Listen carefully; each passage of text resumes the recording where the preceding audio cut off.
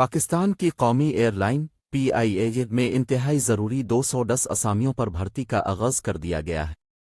ذرائع کے مطابق سپریم کورٹ کی اجازت سے 5 سال کے وقفے سے 1 سالہ قابل توسیع کنٹریکٹ پر 210 اسامیاں پر کی جا رہی ہیں۔ نئی بھرتیوں کے لیے موزوں امیدواروں سے 25 ستمبر تک درخواستیں طلب کی گئی ہیں۔ پی آئی اے میں پائلٹس کی آخری بھرتی 2016 اور فضائی میزبانوں کی آخری بھرتی 2017 میں کی گئی تھی۔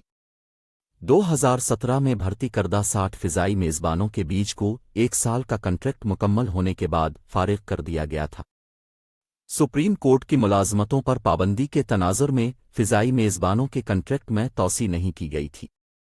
اے ٹی آر طیاروں کے لیے 10 پائلٹس کی اسامیوں کے لیے انٹرمیڈیٹ کے ساتھ متعلقہ پیشہ وارانہ قابلیت کا ہونا لازمی قرار دیا گیا ہے، جبکہ 40 فضائی میزبانوں کی اسامیوں کے لیے کم از کم تعلیمی قابلیت گریجویشن مقرر کی گئی ہے۔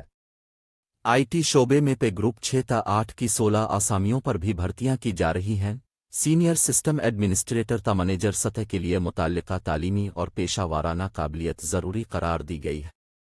ترجمان پی آئی اے کا کہنا ہے کہ نئی تعیناتیوں سے پی آئی اے آپریشن کو بہتر بنانے میں مدد ملے گی۔